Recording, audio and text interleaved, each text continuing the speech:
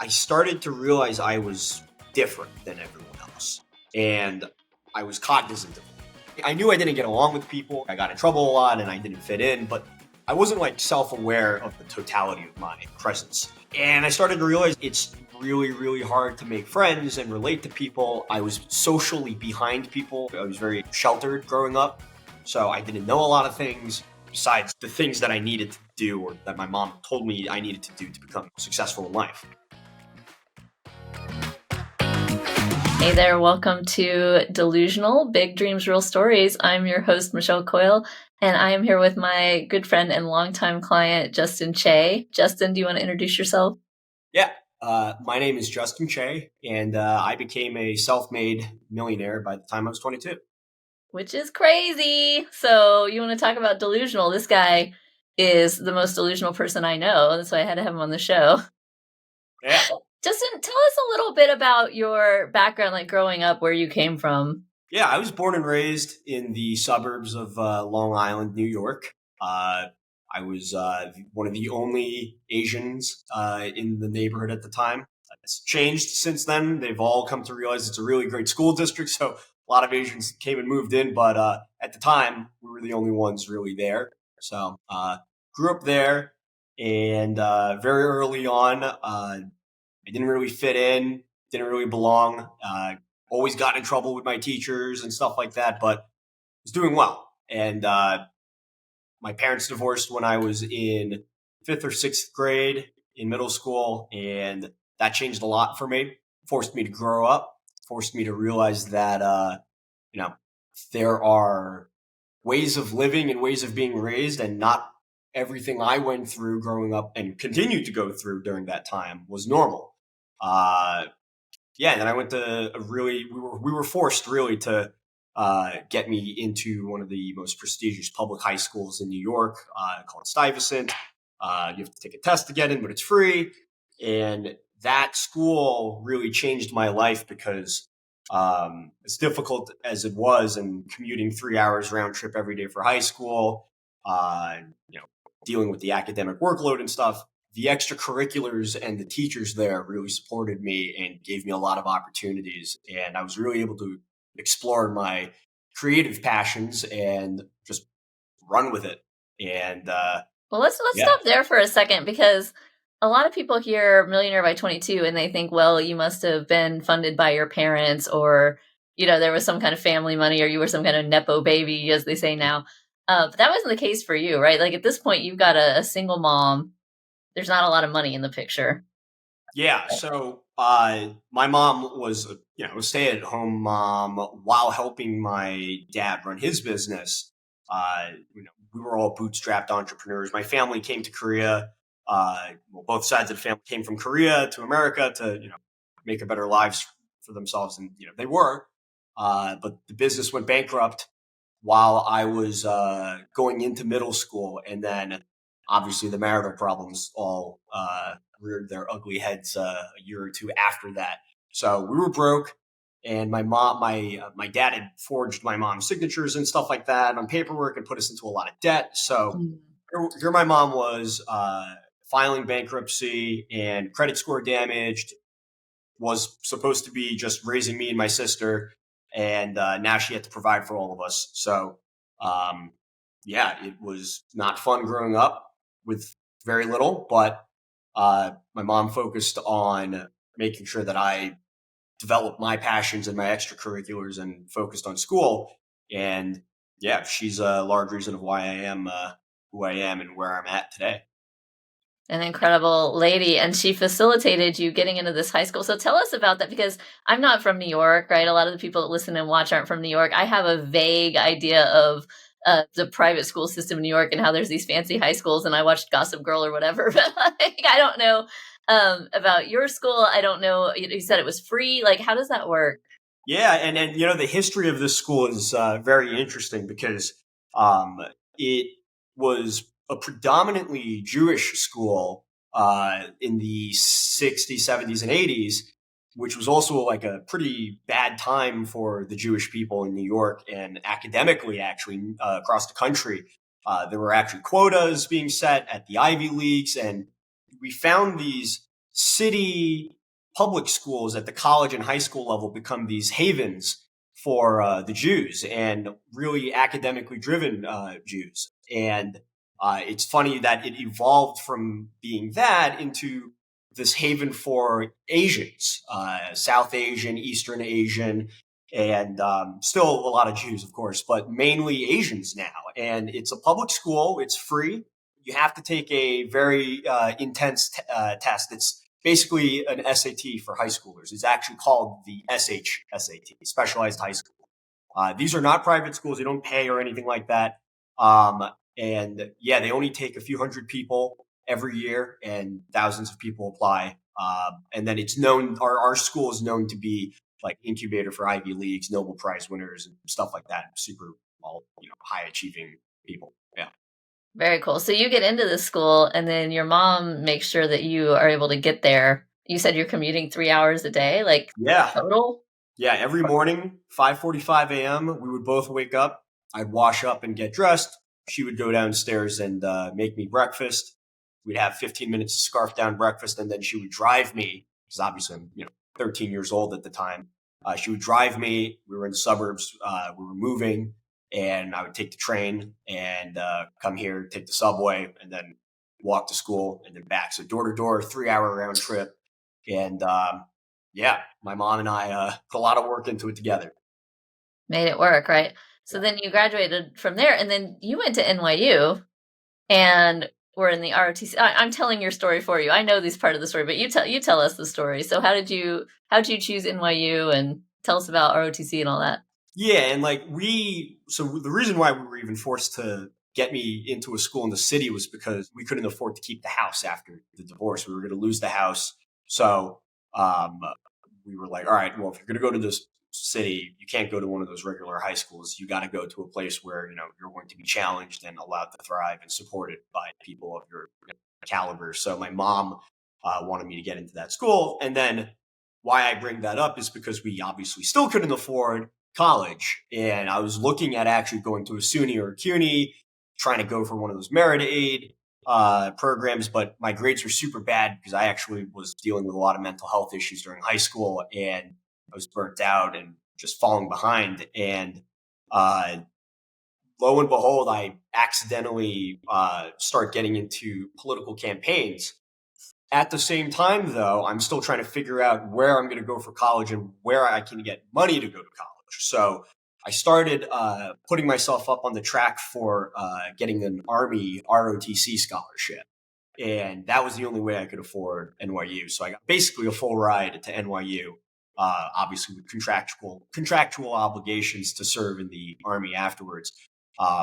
And while I was doing all of that, I started getting sucked into political campaigns through an internship that my high school teacher got me, again, about the teachers. And right before I graduated high school, I found an internship posting in the accepted students Facebook group for NYU. So every year has their class of 2021, class of 2022 Facebook group. And there was a posting for political consulting, unpaid internship, get in on the ground floor. It's a startup. You get to learn a lot. You get a lot of opportunities. And then it said at the bottom in small print, may have opportunities for paid positions later. And, obviously every internship under the sun throws that out there, but I didn't know that. I saw that and was like, my mentality was, I'm a go-getter. I always prove myself. I'm the best in my class at everything that I try to put my mind to. So I'm going to go to this internship.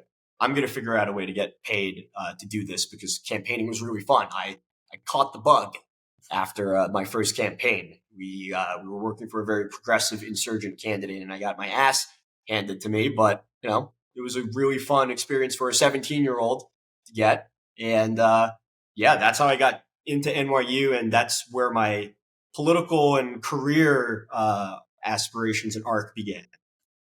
So one thing that's wonderful about politics, and listeners might know that I have the background in political consulting as well. Justin obviously knows that. You get a lot of responsibility really young. And so you're 17, you get thrown in. And if you want to work on a campaign, by the way, anybody who doesn't have a job and wants a job, a campaign will take you. They'll put you right to work. Just go find a campaign office. You'll be You'll be working in no time. Right. So Yeah. you show up, they put you to work. How long was it until you started getting paid? Month and a half. Okay, yeah, exactly. Yeah, month Exactly. and a half. And then what happened from there? Well, it was funny. I actually started that internship with the front runner for the mayoral race right now in New York, Zoran Mamdani. Mm. We started in politics together at that firm, and and then so what happened was I came in. It was the middle of June at this point, and the director of ops for the firm, it was just the director of ops and two partners, and the director of ops was basically doing everything: hiring, interviewing, staffing, training, and then overseeing all the managers on the ground in every campaign that they were working across the state.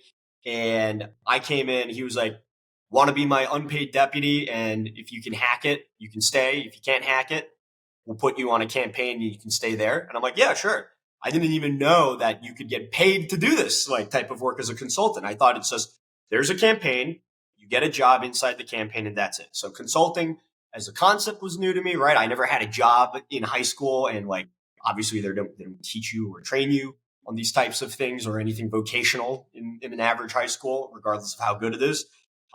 So I was like, all right, cool. This is interesting. I get to learn about a business, about consulting, and I get to be on campaigns. But what ended up happening was because they just didn't have enough spare hands to go around, they were like, Justin, you do this, you do that, right? Bring me my salad, bring me my energy drink, and come to the gym with me and take notes on phone calls while I'm at the gym. But at the same time, you're also going to go embed yourself on a campaign for a few days and then, troubleshoot basically. What ended up happening though towards the end of June was the Suffolk County Police Commissioner was running for district attorney. He's being backed by the local machine and all the local power brokers and stakeholders there. It was a really, really cash flush race. And we weren't even at the competitive part yet. We were on the getting on the ballot period. So for those of you who don't know, depending on the state, you have to get a certain amount of signatures from registered voters of the party that you are trying to get on the nomination for. And to get on that ballot, you got to qualify. So we get hired to basically go knock on doors, go to train stations, go to malls and shopping plazas and supermarkets and just collect signatures for this ballot access. And apparently the people who had been hired for this race, for this campaign by my bosses, weren't very good. And they were facing staffing shortages, performance issues, and it was just rife with forgers doing fraudulent stuff. And, the bosses were aware of this and were cracking down on it, but they needed help. So my director of ops, my boss, my direct report was, or rather, I was his direct report, and he says, I'm going to Hawaii. I am overdue for this vacation, and I'm meeting people there. I need you to be my trusted eyes and ears on the ground. So basically, I go in there and I just fly on the wall. I'm a cute little 18-year-old. Like I'm sitting, like I just want to ask questions because I want to learn. But really, I'm collecting information from my boss.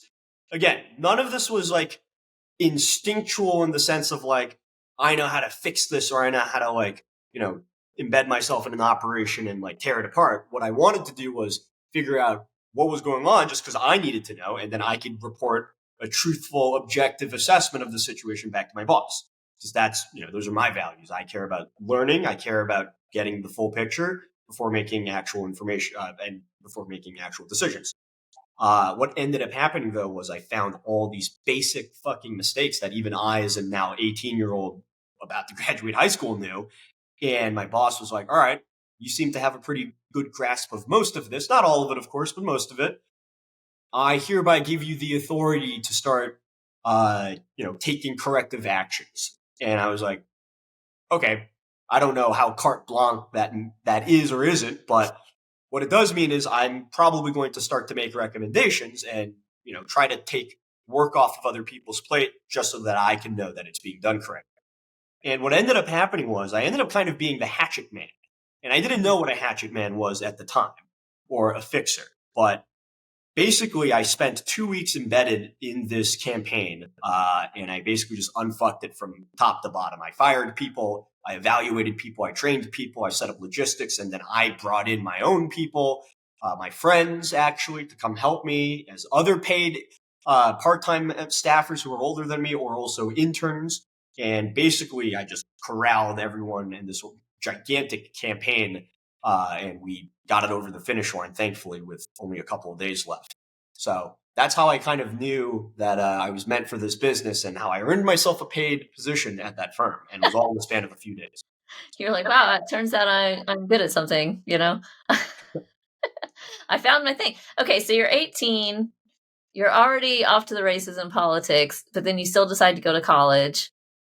And then what happened? Because you're working in politics the whole time you're at NYU, right?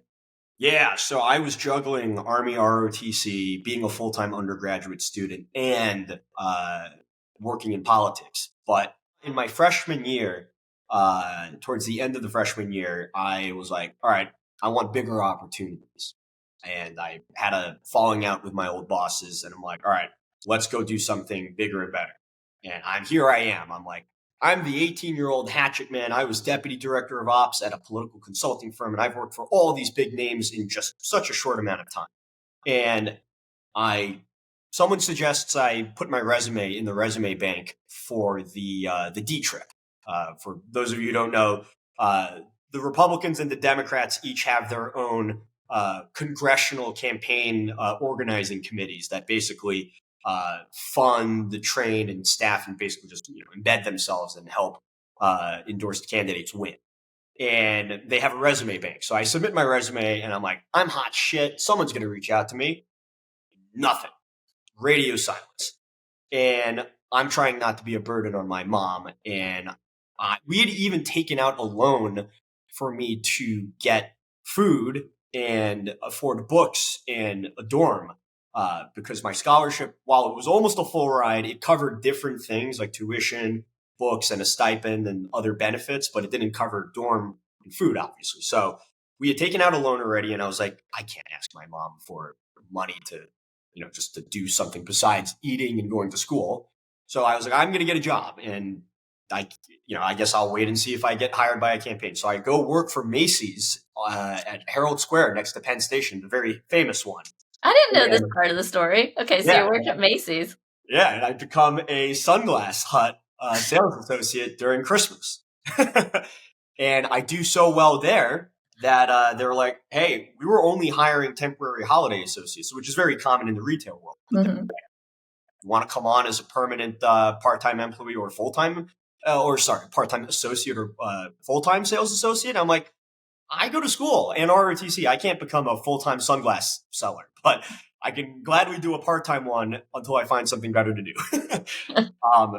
And then here I was thinking, this is a lot easier and it pays comparably to politics. Maybe I can become a manager. Maybe I could work my way up in retail. I'm really good at sales, clearly. Yeah. I had one night where I sold close to $4,500 worth of sunglasses. Nice. in a shift. And I was like, all right, well, I'm clearly good at this. But right as I'm like beginning to think, maybe I could start asking for more responsibilities, close up, help open the store, try to get myself on a management track here. I get a phone call, and it's a friend of mine, and he's like, yo, there are these congressional races in New York that you should just try to reach out to if you haven't heard from them. And I'm like, you know what? That's a great idea. So I look up all these interesting congressional races, and I cold messaged their Facebook page. And I said, hey, I submitted my resume a long time ago to the resume bank for the guys that are backing you guys. Never heard back. Here's my resume right here in this Facebook message. Let me know if you want to hire me for anything. I'll take any fucking job. Mm-hmm. And the campaign manager responds. He's like, hey, you have a really good resume. We'd love to connect you to the people who are handling our field. And I'm like, all right. And I get an email, and it's my fucking old bosses. And they're like, Justin, we'd love to have you back. Why don't you come back, make it a reunion one last time for this very, very sexy red to blue congressional race. It was going to be huge. It was getting funded, and it was making the national press. I'm like, all right, this is clearly a great opportunity for Problem was, it was in Staten Island.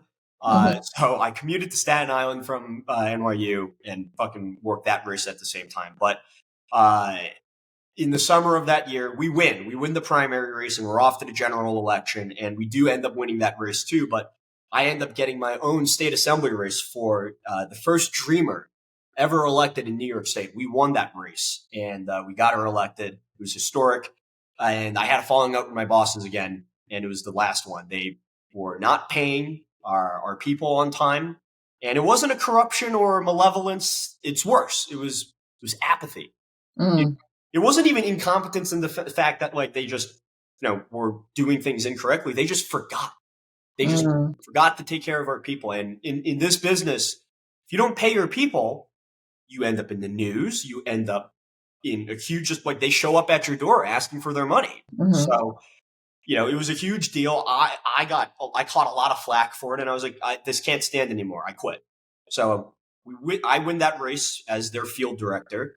And I'm like, all right, I'm a sophomore in college now. The world's my oyster. I'm fucking on a hot streak right now. I can just go work for this elected official as like a lowly constituent affairs person and then work my way up. And by the time I graduate college, I'll probably be pretty high up in that office.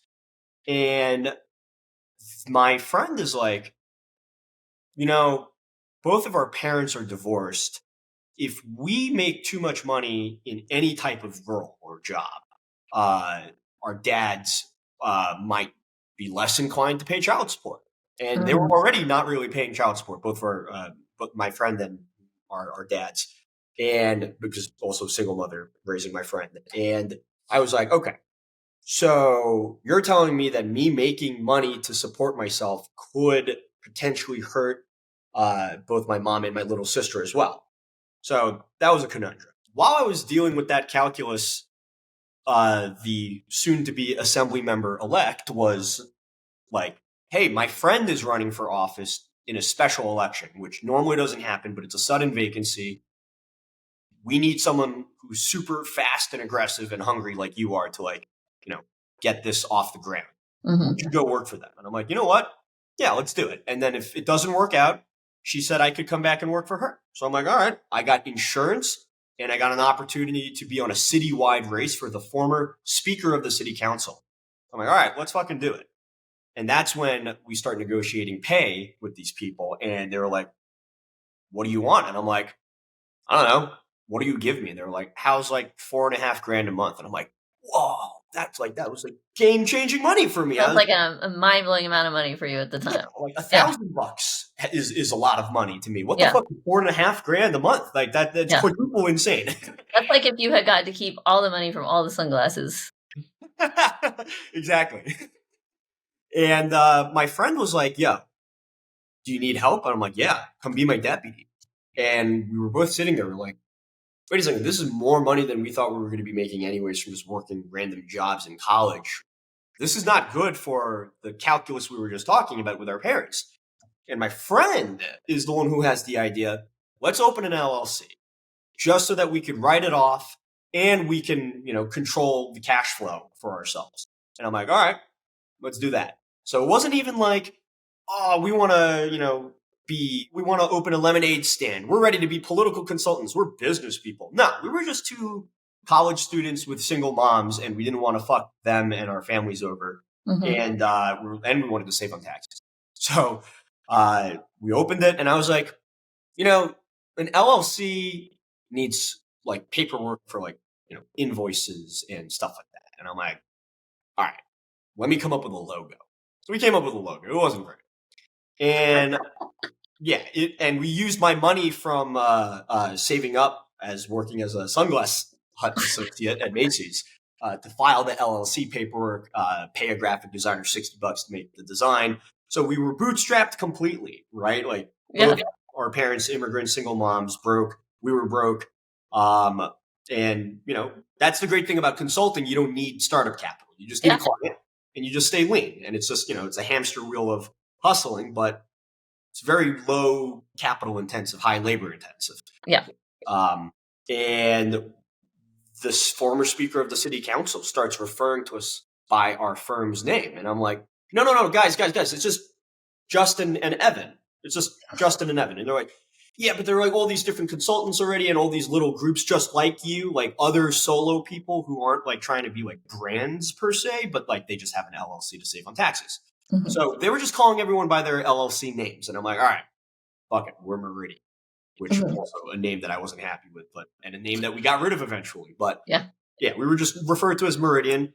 And then they were like, Justin, you have an experience with paid canvassing and getting boots on the ground and getting signatures, right? And I was like, yeah. They're like, we want to do something audacious. We want to break every record by getting on the ballot in one single fucking day in a citywide special election. And I was like, that sounds nuts. Yeah. You're going to pay me to do it? And they're like, yeah, we'll pay you to do it. We'll give you the money for the canvassers and then you just handle it. And I'm like, oh, that's easy. All right, fine. So I'll just calculate the math and I'll add my $4,500 that they were going to give me every month as my salary, as part of that. And I'll just handle it for them. And they were like, yeah, just let us know like what you're going to charge us for all of that. I'm like, all right. And I send them like one number with no details or anything like that. And they're like, hey, to be honest, Justin, we were kind of expecting more. We were kind of expecting like a proposal. I'm like, what's a proposal? Like, you just want me to propose something? They're like, no, like a proposal document. And I'm like, I don't know what the fuck that is. So I call my other friend who's a consultant and I'm like, what the fuck is a proposal and how do I make one? So he teaches me how to make a proposal. Apparently you have to talk about what you're going to do and how you're going to do it. And then you got to have a chart, a table, break down your fees. And there's all these different numbers instead of just telling someone what one number is. So I'm like, all right, fine. And then you got to figure out how to justify all the line items in that budget. And so I sent that over to them and they were like, all right, you're hired. Get us a contract. I'm like, I don't know what a fucking contract is. So I ask another friend who's in law. I'm like, what's a contract? They're like, all right, here's a contract. And you probably need an NDA. I'm like, I don't know what that is. So they teach me about what a non-disclosure agreement is and they give me an NDA template. Very boilerplate. And I'm like, all right, cool. So I sent that all over to the campaign and they're like, all right, great. And just to make sure in the contract, this is including your management fees. And I was like, I can charge a management fee? So I learned all these different things. And like, that's how I like just got my first client and learned how to be a consultant in like just a week. And then we were off to the races. January 2nd, the mayor signs the proclamation starting the special election. We spent a month rehearsing and I used all of my army tactics to really train people, train the trainers, set systems and SOPs up. And we were rehearsing, which is something a lot of people don't do in any industry. We were doing dry rehearsals in Central Park in 30-degree weather. And I was like, guys, if you can't handle a training session for an hour and a half in Central Park, you're not going to be able to be out there for 4.5 hours on the streets of New York, getting rejected by the rudest people in the world. So, yeah. And then we were really well prepared because of that. And we made history by getting her on the ballot in one day. And then after that, all the phone calls started to come in saying, yeah, hey, at that point, you're a legend.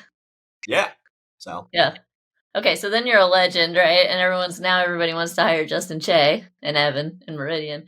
And then what happened? Because I know what happened next, but I want you to tell everybody else. When did the big money start to come in? Well, the big money came just a couple of months later when Pete Buttigieg announced he was running for president. And my friends called me and they were like, yo, submit a proposal to us because we're going to try to pitch Pete Buttigieg. And I'm like, holy shit. All right, great. So we sent it.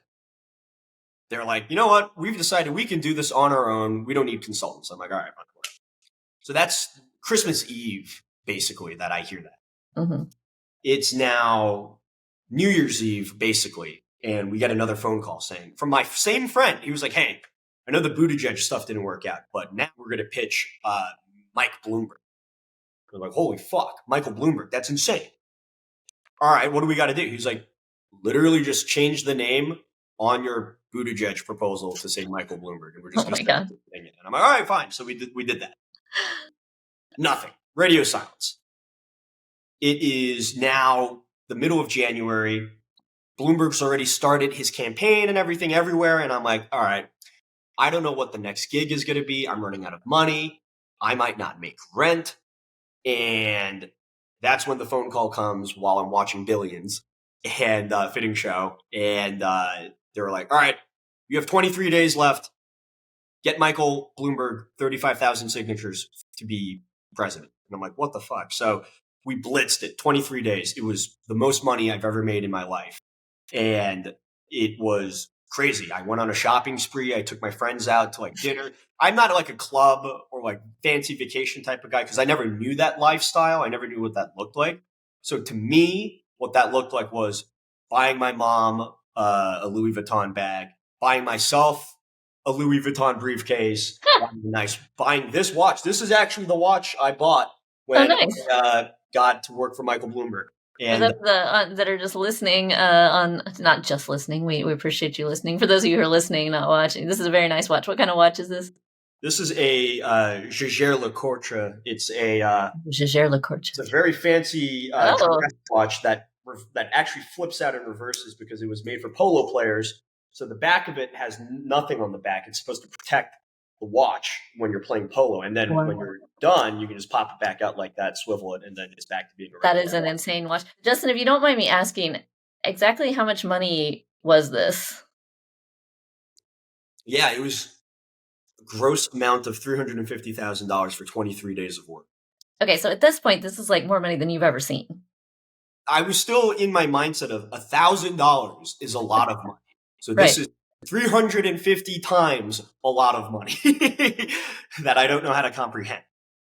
So even after my it was a very small shopping spree and like taking a couple of my friends out to dinner. Like, and again, I don't know what living luxuriously is. So we didn't even go to a nice restaurant. We went to like a bar and like I bought burgers and beers for everyone. Like, and that was my idea of living at large. And but you're like what, 19 at this point? How old are you? I am now 19. 19, okay. 2 months away from my birthday at this point. And the fucking city and entire country shuts down because of COVID-19. So this is February 2020 when we finish Michael Bloomberg.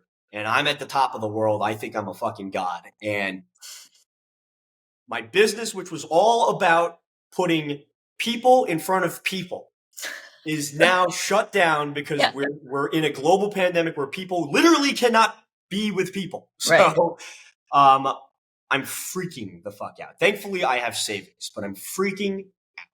And obviously, all the campaigns, and I mean, the entire world was at a standstill, obviously.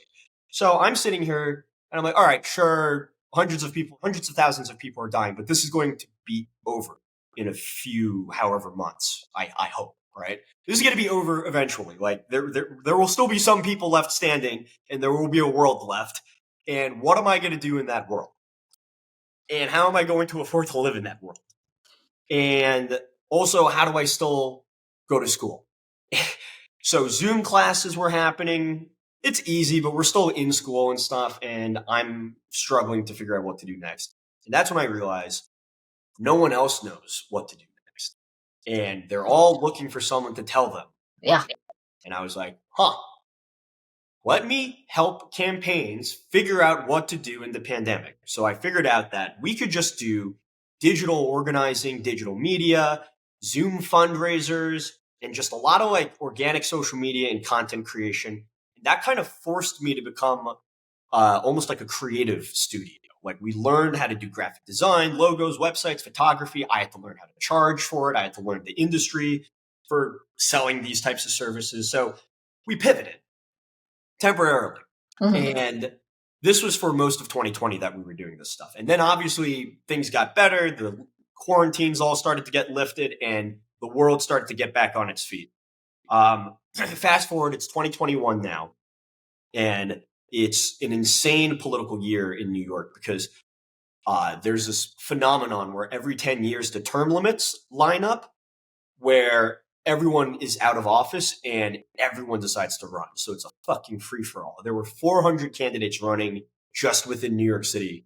And it was a huge market. And we were slowly starting to build up our clientele for 2021. And I get a phone call from another friend of mine. He goes, Justin, you're probably really busy right now. This might not even interest you, but I have a government contract from the New York City Department of Health. And we're doing test and trace, which is, everyone should know what test and trace is. But for those of you who didn't know what test and trace is the effort that every local health institute was trying to roll out to get people tested and to trace people who tested positive and then all the people that they had been exposed to. And apparently there just wasn't enough hands on deck to help with this. So they were paying consultants to help, and they were paying firms like us who put people in front of people to go out and do this. So I was like, all right, cool, we'll help. And we started helping. It was very small at first. It was just a couple $1,000 a week. Then the Department of Health, I guess, did a study, and they were like, yo, minorities and like low income households are just too busy or too scared and skeptical of the government and the fact that the vaccine's not even FDA approved yet. So this is now February of 2021. The vaccine didn't get approved until maybe like July or August of that year. So we're still half a year out from it getting approved, and it's still in clinical trials. And they were like, we are seeing a huge spike, and we might see a resurgence in COVID if because they had lifted the lockdown. So if we don't get all these at-risk neighborhoods vaccinated, we might see a gigantic spike within the working class population of New York. And they just decided to just dump $60 million into the entire citywide effort. And we got a large chunk of that. We got 15 million of it. And it wasn't all at once, obviously. It was slowly a few $100,000 at a time, and then it started to become a few million at a time. And yeah, I was still a senior in college. We were still trying to work on political campaigns, but now we're on the front lines. I got COVID from the front lines because I was there in the field wearing a mask and gloves, and I was, checking up and helping support the operation because we had close to 1,200 people on our payroll that year. We were managing 400 people every single day. And obviously that means your roster has to be way bigger than 400 people to get 400 people to show up for work every day, 7 days a week. So yeah, we needed all hands on deck. We were on the front lines. I got COVID and still a college senior. And yeah, that was the biggest and the most amount of money I've ever seen in my life, and probably will for a long time. So at this point in time, you're a senior in college. Your company's taking in $15 million. You've got 1,200 people, canvassers on the payroll. You're now a millionaire, self-made millionaire, but you're working constantly. You're still in ROTC. You're still in college. And at a certain point, there's an obligation that you're supposed to go in the Army, right? That was the whole deal. Yeah, this was the scary part. And I had flirted with the idea of dropping out of college multiple times during this whole career arc. I was like, why am I going to college right now? Why am I digging myself into a bigger financial obligation to the Army and to also the bank that had originally given us a couple $1,000 that, obviously compounding interest. And like, what am I doing? Like, I should just quit and full send my business. Why am I spending my 6 a.m. to my 4:30 p.m. training to be in the Army and fucking reading textbooks when I could be spending 6 a.m. to 4:30 p.m. sleeping and doing business development and just, making more money? I was too scared. This was new. It was it's a super volatile business. And no matter what type of consultant you are, you got to hustle for your next meal. And politics is seasonal. It's extremely volatile and seasonal. So cash flow isn't even that reliable. And you might get a retainer, but the retainer ends when the election ends. So then what do you do when the retainer runs out, right? You got to live off of your savings. It's very stressful because deal flow doesn't come in when you need it to. So, I was responsible with my money to, as much as a college student being successful can be, who, didn't live a life of luxury and was trying to enjoy little bits of it here and there. I still haven't had a vacation at this point, by the way. I had not taken a trip. I had not taken time off. And I had obviously a fork in the road because I was about to commission as a lieutenant in the infantry. I was going to be a logistics and supply ordnance officer attached to an infantry battalion. And I found out that my unit is pretty prestigious in New York, at least, and gets deployed all the time to relieve forces that need, a break. And we were going to get deployed to an active combat zone, the Horn of Africa. And I was like, I cannot run a business and also continue this fucking unprecedented public health response operation while getting mortared in Africa. So I was like, all right, I don't want to get blown up by Somalian pirates who are now apparently land pirates, which means you're a terrorist. So I don't want to get blown up by terrorists in Africa. And I also can't run a business while being blown up by terrorists in Africa. So I was like, all right, how much do I owe the army? Okay, I could probably pay that back if I continue. And at this point, the money hadn't all come in. The 15 million hadn't come in, right? I only found out it was going to be 15 million about like towards the end of the year. Mm-hmm. At this point, we're still only getting a few $100,000 at a time. And, NYU tuition is $250,000 before dorming and any other living expenses. So I was like, I might not have a contract with these people next month, but in 2 weeks I graduate and in 2 weeks I commission as an officer. It's now or never. Mm-hmm. So I decide I'm not going to do it anymore. So I break my contract and I continue running the business and running that contract. And now we're at the end of 2021. I buy my own place. Okay. So at this point, you are graduating college, you got this business going, and you've decided this is what you're going to do. How is your mental state at this point? Yeah, this is a really interesting part for me in my life because this 2021 was the year that I realized I had stopped becoming suicidal. So for most of my life, since I was probably just right, it wasn't because of it, but obviously it got accelerated because of it. I would say right before the divorce stuff began, I started to realize I was different than everyone else. And I was cognizant of that. I knew I didn't get along with people and that like I got in trouble a lot and I didn't fit in, but I wasn't like self-aware of like the totality of my presence. And I started to realize like it's really, really hard to make friends and relate to people. I was socially behind people. I was very sheltered growing up. So I didn't know a lot of things besides, the things that I needed to do or that my mom told me I needed to do to become, successful in life.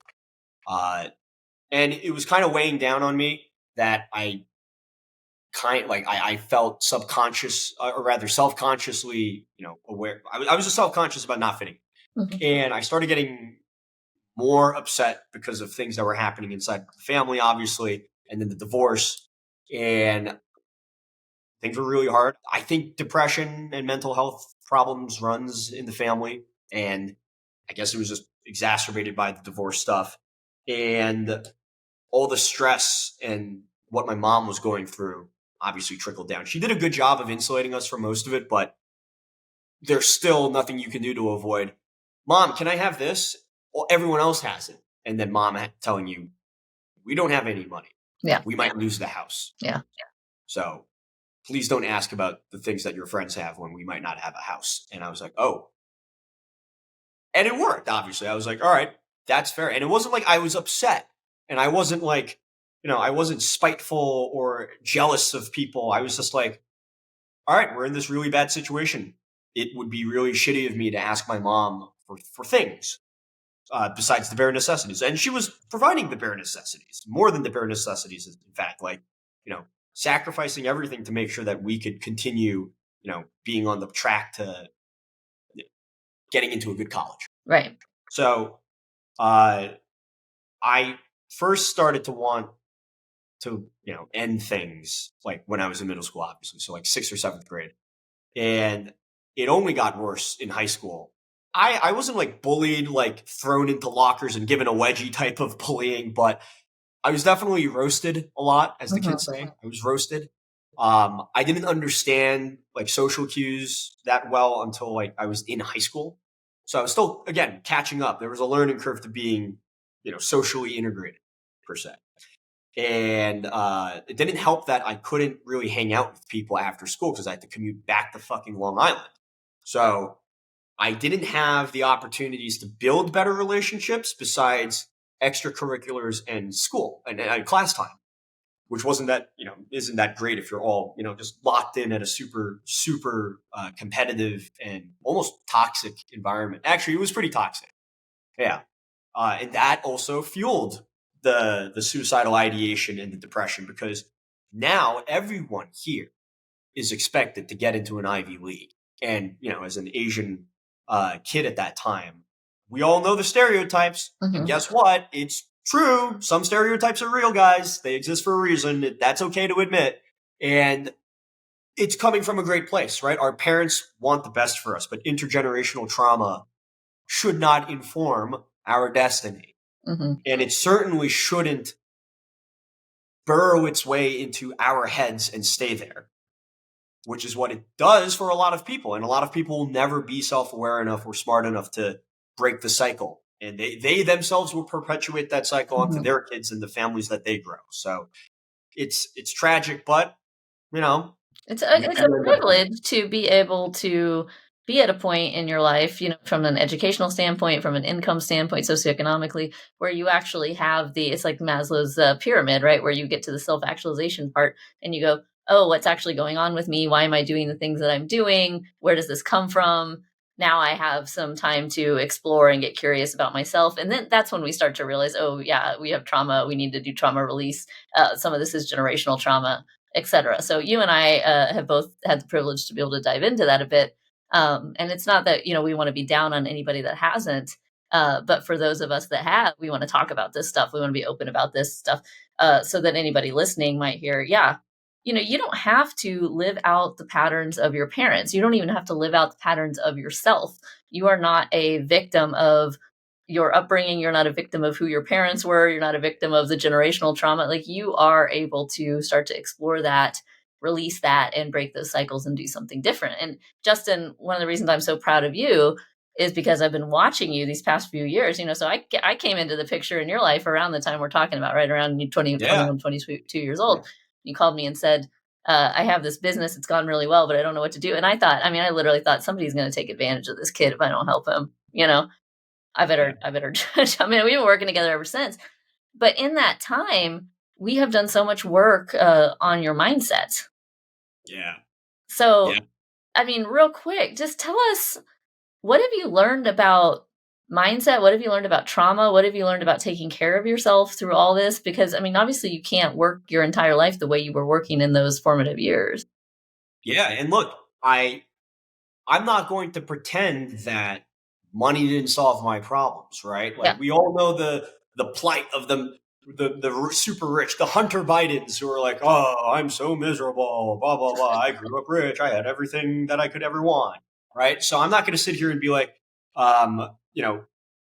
these rich people problems are like, oh, we don't need money. Money doesn't mean anything. But you know what? I don't think I could have come to the place, because I don't think I was personally strong enough mentally to do the mindset work that we did unless I was able to actualize a little bit and get myself that stability. Mm-hmm. There are other people, though, who, and granted, they probably were in better positions than I was and more stable environments growing up and genetically just more psychologically sound. But there are other people out there who don't need all of the money that I got and all the things that I have now to be able to have the strength and awareness to do mindset work and basically release a lot of the emotions that control us. And for me, I think the biggest thing was the emotions. I'm an anxious and neurotic person, and the emotions controlling myself paired with the neurosis obviously leads to a lot of poor decision making and rash behavior. So I think for me, though, getting over the scarcity problem and then the self-worth problem is what really helped me stop becoming suicidal and then also just evolve as a person. So you guys didn't help me stop becoming suicidal, but you guys helped me maintain not being suicidal. Because I think I would have easily reverted back because of how situational it was, right? It was situational for me to come out and break out of that state, but it could also be situational that sets me back.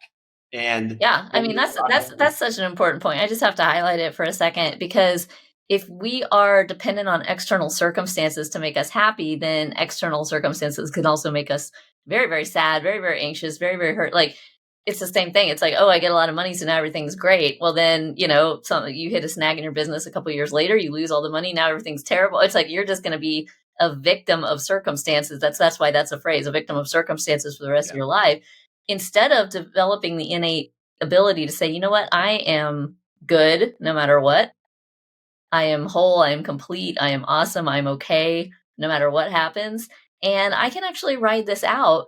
And now we get to ride out those down waves easier without killing ourselves or doing anything rash or irrational, like you're saying. But also, when those up waves come, now we can hit the up wave with like a surge of creativity. Yeah. Right. That's what I'm seeing happen with you right now. Is your creativity is coming back. You've always been a creative guy. Yeah. And now we're hitting another up wave, and here comes the creativity. So tell us what's next for you.